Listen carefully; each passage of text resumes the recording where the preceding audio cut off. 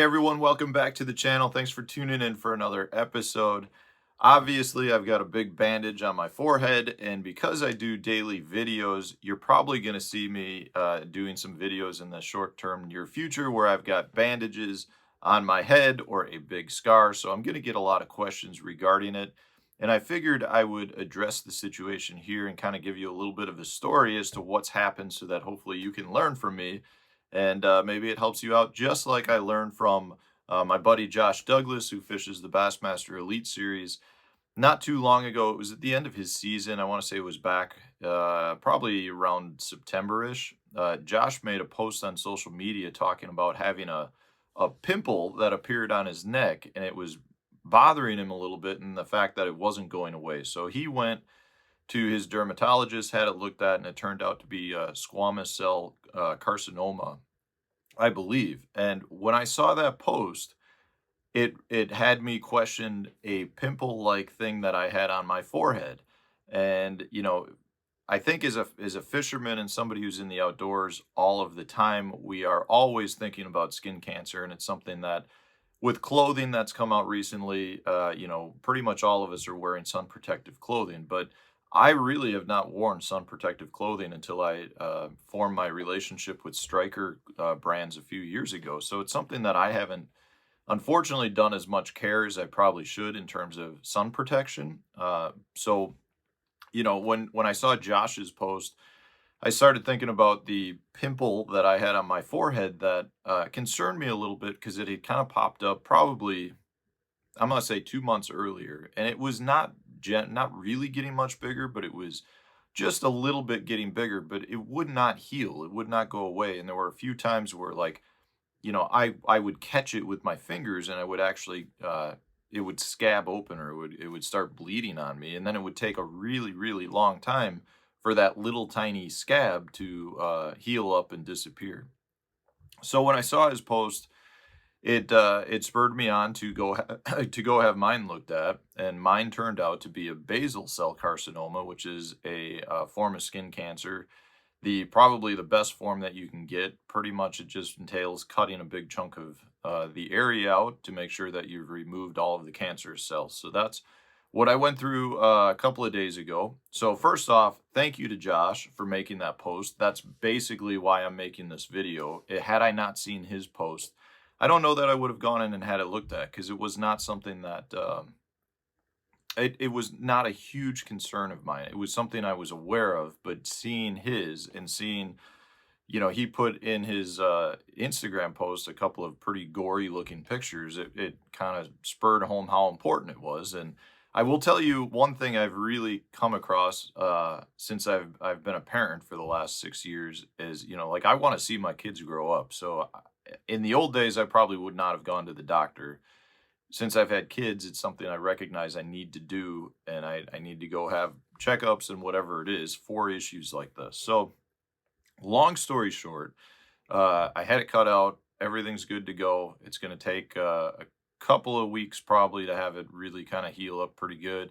I'm hoping, for the most part, it's not going to be a big issue fishing. It is pretty much right at my hat line. And one interesting thing that the doctors told me, you can wear all the sun protection in the world, you can wear all the clothing in the world, but uh, the worst form of sunlight, I guess, that fishermen get is the reflection off the water, not necessarily the direct sunlight. And this is one of the things that was mentioned to me by the dermatologist group that I was at.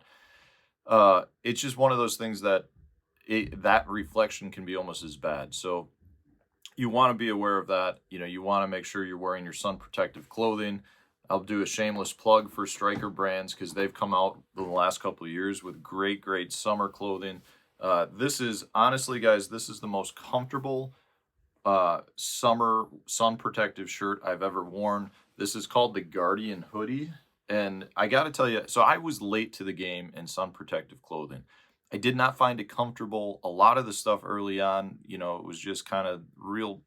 I don't know. I don't know what the material is, but it was just something I didn't find all that comfortable. So I kind of avoided it.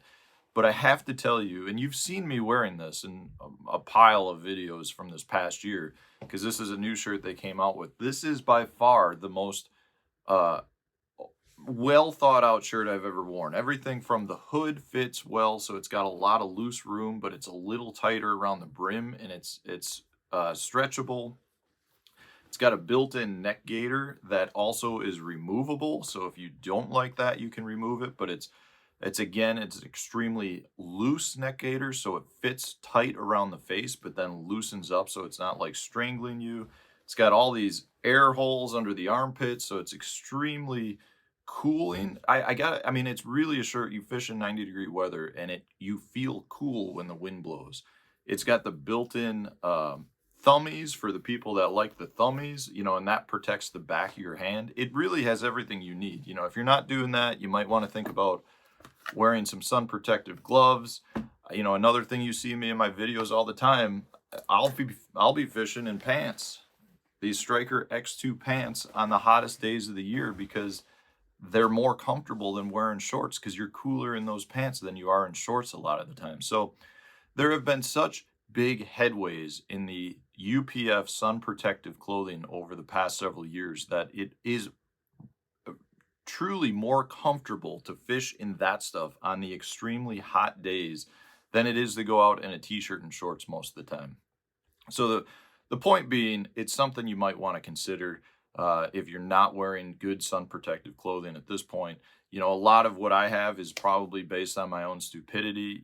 When I was younger, fished a ton, you get your sunglass tan lines, you get a hat tan line. And, honestly, I worked in the corporate world. So one of the things that I was kind of cognizant of was having that. And I didn't think it looked all that professional. So a lot of times I would, take my hat off for a while and fish. Well, the problem is if your forehead hasn't seen the sunlight in a while, generally speaking, I would burn it pretty bad. Even if I took my hat off just for a few minutes, it was like I'd have a crusty forehead that was peeling. So my forehead has gone through a lot of times, and unfortunately, things I did in the past probably are the reason why I'm going through what I have right now. But in the light of things, it's really not a big deal. It's more of a eyesore than anything. So for those of you who might have something similar where you're concerned, go to your dermatologist, have it looked at, because if you can have it taken care of early, like I did, and like it sounds like Josh did, it's not really a big issue. But if you don't have it don't have it taken care of, it can lead to a much bigger issue. So a little bit of discomfort right now. Other than that, we'll be good to go for fishing season come Lake Okeechobee. Other than that, get yourself some good Striker sun protective clothing. Make sure you cover up. It's not much of a joke, and we'll see you on the water.